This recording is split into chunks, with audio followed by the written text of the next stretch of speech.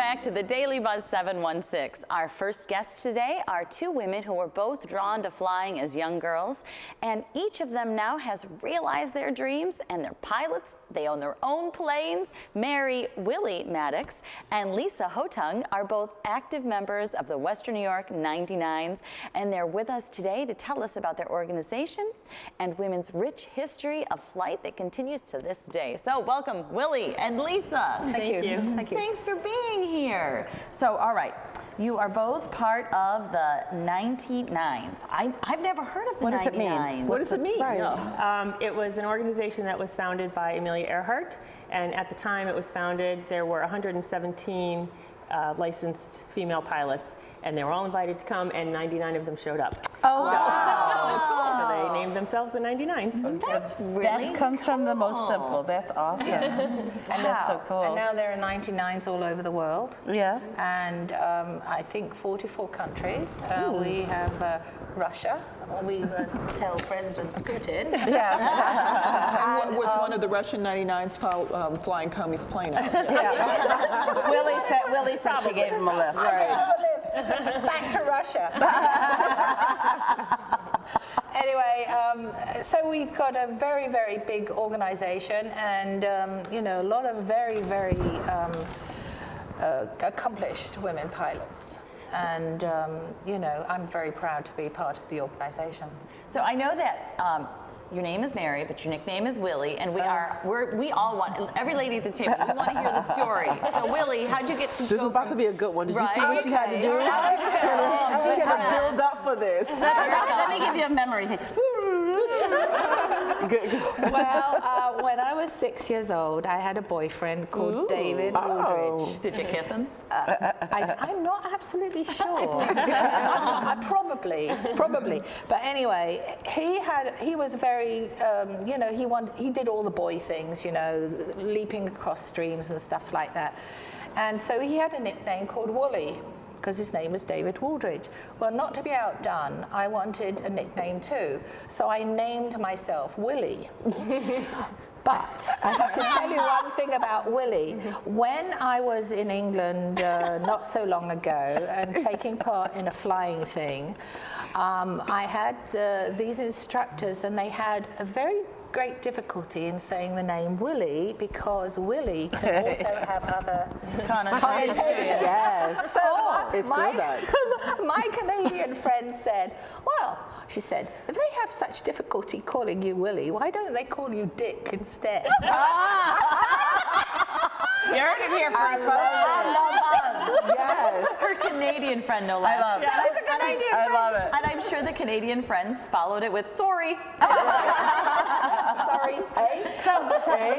This is the coolest thing. Women in flight. What are the biggest challenges you've faced being women in flight? As pilots, yeah.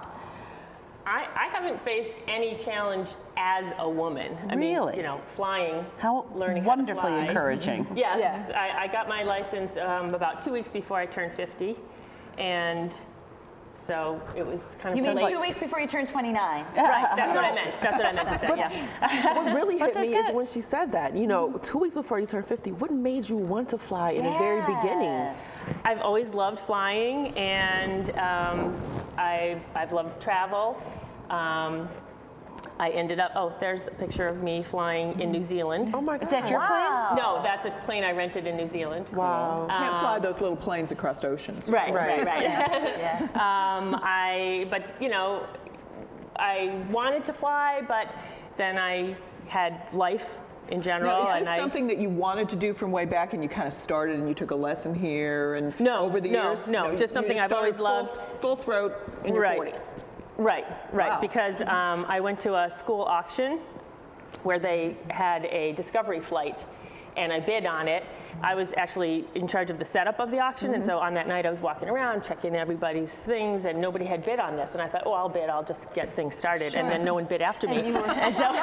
And I won This it, is the and coolest thing. I took a flight and I was hooked. Willie, And how did Yeah. you get your start? Well, I had got a job with the Canadian government as an outpost nurse in northwest of Ontario.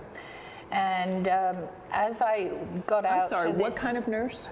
an outpost nurse. I'm a midwife Oh, and a okay. nurse. Okay. And Outpost, so I was in- going to be used on a reservation Okay. in the northwest of Ontario. And as I got on the plane in Toronto, which is a fairly decent-sized plane, the planes got smaller and smaller. Yeah, I'd also, they were really quite small. I mean, the last plane I was in was a 4-seater, and I went in with a dentist who was this color by the time he arrived. But anyway, when I got to the nursing station, I had to transport patients in and out of the bush, as they call it, because it was a pretty remote area, and run a clinic on another reservation. And I felt that I really needed to know something about flying. So I had one flying lesson. I'd also read this story about this pilot and this Indian woman and a British nurse who'd crashed in the bush. The only person to survive was the Indian pilot. And this will make people rather squeamish here, but the only way he survived, and he walked out of the bush 3 months later after the crash, and the only way he survived was eating the British nurse. So, You're a bundle of fun stories today, Willie. And Willie's a British nurse. Yeah, you didn't want to be the British nurse, you I wanted to be did the not pilot. want to be the British nurse. So I took Welcome to the Donner Party. Oh, Mary Kate. Lesson learned. Yeah, I probably would have eaten the Indian, but you know, I don't know who I would have eaten, but Don't mess with Willie. Never. Sorry. I would have, so I didn't want to have, and you know, I didn't think this was a true story, but I went to Toronto one day, and I happened to be in their flight, where they call them fixed-based operators, where they were running flying lessons. And the man there asked me, why did I learn to fly? And I said, well, you know, I was out there in the bush and I'd read this story. Also, I was influenced by Top Gun. And I felt, if that Tom Cruise could do it, so could I. Anyway, he told me, well, that story that I've just told you about the Indian and everything is perfectly true, because he was the RCMP officer who went out to investigate it. Oh. So that's what inspired me to fly. Oh, that's so love that. But I found it very difficult. And my first instructor told me that I would be a very old woman and he would be a very rich man before I learned to fly. Oh, wow. And you were determined And to then make you it said, happen. you looked at him and you said, I'll eat you. And I'll make you watch. I said worse. I appreciate it. Lord. Can't wait for break. So Willie and Lisa, will you stay with us, please? We'll take a short break. We'll be right back with so much more from these lovely ladies from the 99s. So don't go anywhere. I love it. Love every bit of the story. Now, what do you do as the